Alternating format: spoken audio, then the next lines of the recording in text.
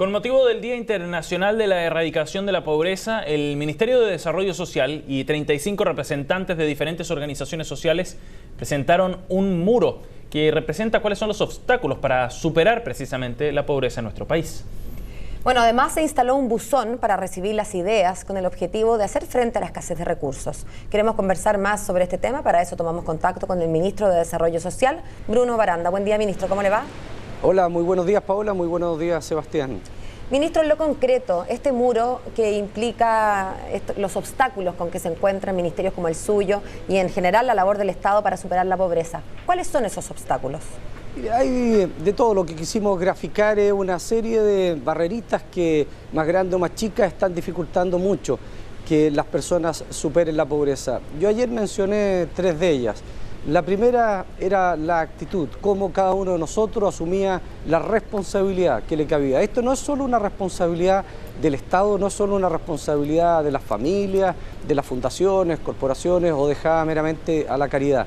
Y por eso menciono entonces no solo la actitud como primer obstáculo, las ganas y la necesidad de colaborar, sino la segunda, de que haya una corresponsabilidad, una colaboración público-privada. También una barrera importante a veces es la falta de coherencia y sintonía de muchos programas que desde el Estado o desde las fundaciones se dan. Pues bien, una segunda tarea de misión es cómo hacer más coherente y sistematizado el apoyo para que los distintos programas y planes se complementen.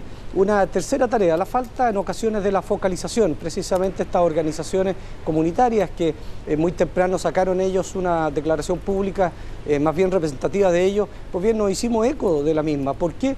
Porque hay una falta de focalización, necesitamos mejorar la fotografía de la pobreza y es por eso que estamos haciendo una serie de cambios en cuanto a la medición, en cuanto a la ficha de protección social y otros instrumentos que el Estado utiliza. Ministro, ¿hasta qué punto las políticas o las colaboraciones de sesgo asistencialista, por llamarlo de alguna manera, no son al final del día incluso un impedimento para lograr una efectiva superación de la pobreza, en el sentido de que pueden implicar una mejora para el día, para el mes, para la semana, pero que quizá incluso permiten en algún sentido camuflar la necesidad y entonces aplazar que la solución provenga del Estado de manera contundente y sistemática?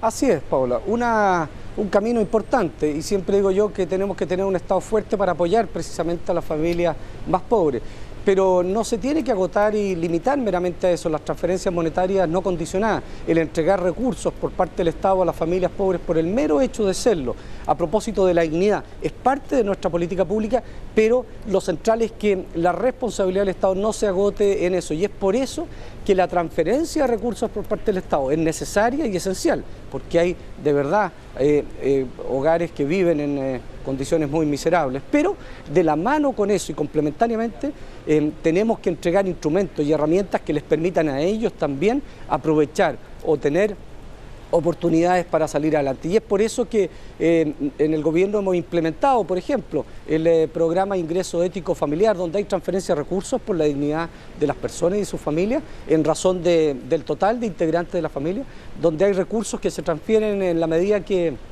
esas familias van cumpliendo, por ejemplo, ciertos deberes, responsabilidades y un reconocimiento a la asistencia permanente y constante del hijo a la escuela, a los colegios. Hay un reconocimiento también al control diario, permanente, constante de salud de los mismos hijos, y pues bien el Estado entonces le transfiere recursos en la medida que se van cumpliendo esas mismas responsabilidades. Y un tercer elemento importante es también una transferencia de recursos a propósito de ciertas responsabilidades, de nuevo, del esfuerzo, ese reconocimiento de las personas, en la medida que las mujeres, por ejemplo, vulnerables, se incorporan al mundo formal del trabajo.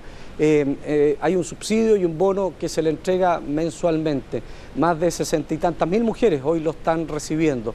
Pero lo central es que este programa Ingreso Ético Familiar, que comprende estas tres aristas, estos tres pilares, por dignidad, por deber y por propio reconocimiento al esfuerzo de las personas, va acompañado también de apoyo psicolaboral, psicosocial. En consecuencia, hay un programa, hay una visita que se realiza a cada uno de los hogares, se elabora un programa de capacitación, de intermediación laboral, ese apoyo permanente que el Estado da va de la mano entonces con estas otras transferencias de recursos que no son meramente incondicionadas como en el primer caso, sino que hay 12 pilares y niveles más en los cuales se le entrega recursos a propósito del propio desafío y el desarrollo vocacional que esas personas y familias libremente han escogido. Ministro, y en relación a las proyecciones, al futuro de este tipo de políticas, me imagino que debe ser relevante la continuidad para hacer una evaluación más a fondo del impacto que tienen. ¿Qué espera usted del próximo gobierno en ese sentido? En el caso, por ejemplo, de que fuese electa presidenta la Michelle Bachelet u otro candidato que no fuese del oficialismo, ¿debería ser necesario continuar con estas políticas, como por ejemplo el ingreso ético familiar? Indudable, bueno, yo estoy en el caso y no me coloco en un caso distinto, sino que gane la ex ministra Matei, con quien me tocó trabajar. Pero cualquiera sea el próximo gobierno, lo central y lo básico es darle continuidad a las políticas sociales. Yo siempre he discutido que con la pobreza no se juega. El rostro de los pobres y la amargura con que viven hace que seamos responsables para ir definiendo políticas más bien de Estado que no dependan meramente de los gobiernos. Hemos hecho un esfuerzo importante y un trabajo con muchas organizaciones dedicadas a la pobreza. Hace muchos años, con especialistas en esta materia, hemos nombrado 3 paneles de expertos también con mucha representatividad social, política, desde el punto de vista de las políticas económicas y de las políticas sociales, no necesarias y únicamente partidarias.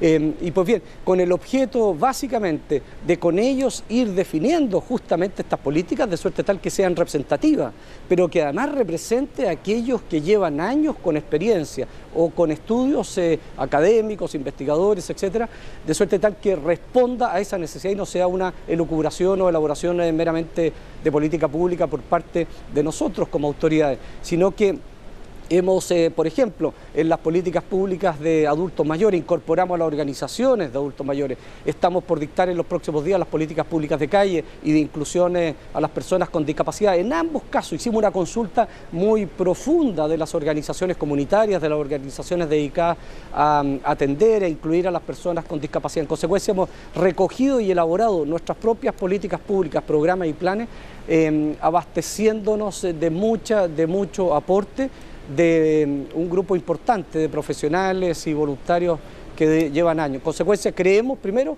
que es representativa de una realidad muy transversal. Segundo, que responde a la necesidad real. Tercero, que va a tono también con los tiempos. Estamos incorporando en estas mediciones, en estos planes, programas, una mirada multidimensional precisamente de la pobreza, lo que no ocurría en Chile desde hace muchos años. En consecuencia, creemos estar representando un camino que nos permita establecer políticas más bien de Estado y no de gobiernos. Ministro Bruno Baranda, gracias por estar con nosotros aquí en CNN Chile en este contacto a esta hora de la mañana. Buenos días. Muchas gracias a ustedes y que tengan muy buen día también. Igualmente, buenos días.